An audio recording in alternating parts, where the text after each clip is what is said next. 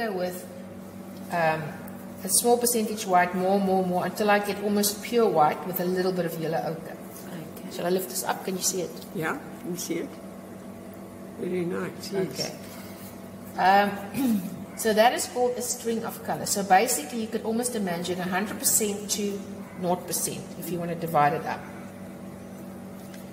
Then I do the same with my burnt sienna. Now, take into account that all people have reddish and yellowy skin tone. Whether you're black, whether you're pink, whether you're Chinese, whether you're white, everybody has got yellow and pink in them. It's just a variety of how dark and how light it is. So now I'm going to do the... I didn't do this with you guys last time, did I? No. Okay. I just talked about it. You spoke about it, yes. Yeah.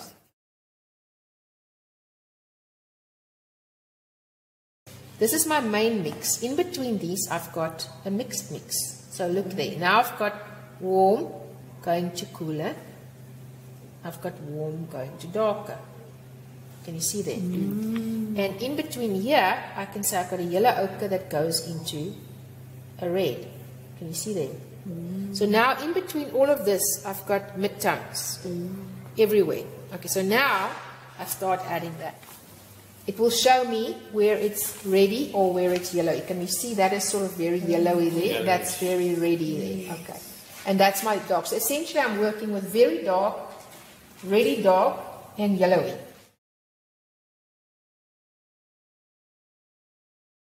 Which is my lighter color. So now I'm going to still focus only on dark and light. So I've already put in dark with my first layer. Now I'm going to reinforce my dark again by still painting a very thin, almost watery layer, more like a glaze. I'm using my darkest dark, which is my burnt umber. And I'm going to reinforce my dark. So there's a dark.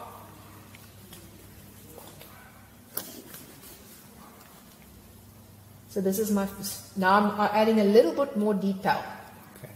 Okay, so now I'm putting my darkest darks. Everywhere I see my darkest darks. Can you see it's still very loose, if I can call it that. Now obviously if I use a hogshead brush, I'll get more texture. I'll go over to that just now. So for now, I like the fact that this brush gives me a lot of control.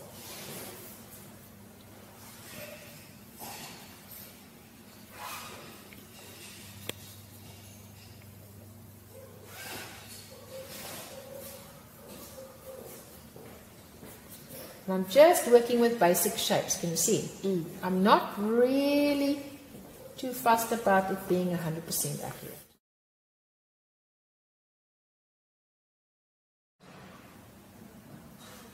All you want is you want to start getting that all painting is just dark and light. And later on we add hot and cold. But dark and light is the secret of painting. If you can focus just on the dark and the light, you can paint anything. Okay? You see.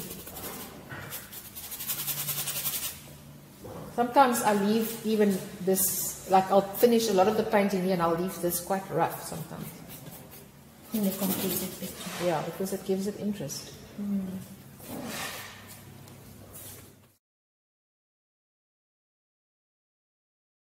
Thin.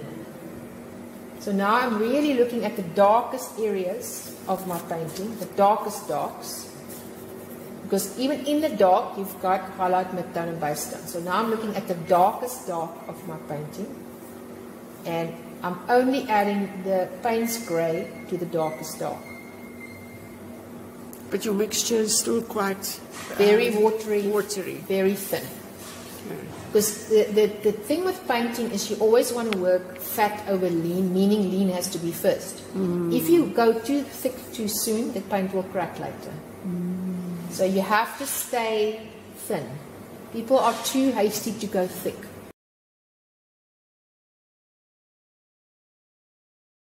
It's lovely to go thick. Everybody wants to go thick.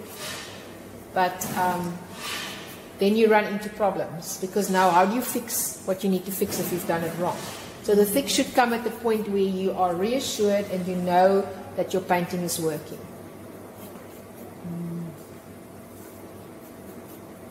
Because we haven't even really started painting yet. This is the building blocks. This is the foundation of the painting we're putting in here. If I have the foundation, it's like building a house. If my foundation is strong, then my house will stand. If my foundation is not strong, my house is not going to stand.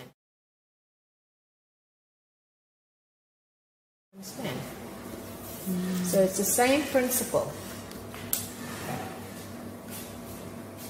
You see, I'm not putting the blue, the paint's grey everywhere. I'm just putting it where I see the darkest dark. So if you squint your eyes, it should already look quite three-dimensional. I'm really focusing on the darkest darks. The other thing is, what you need to take into account is you need to take into account, once you've got the building blocks later on, if I have light, I want dark next to it. So here is going to be a light section here. So I'm going to really make this piece nice and dark here.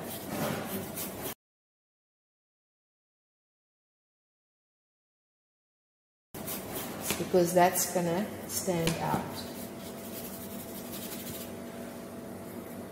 You see, I'm quite loose. Some people like to start really tight and really accurate. From my experience, what I've noticed is when you start like that, almost like a computer, everything is in focus. And in real life, everything is not in focus. And in a painting, you have to tell the person what the most important part of the picture is. So if I do everything the same, what's going to be the most important? The most important part. What is the story I'm telling? In this guy, the story is probably going to be around about the eye, that eye. It's going to be, that's going to be the focus eventually there. Because it shows his life. It shows that he's had a tough life. So personally, I prefer starting very loose and then tightening it up as I'm going. That's just my personal preference. It's not saying that it's right or wrong. And it's not saying it's wrong to go detail immediately.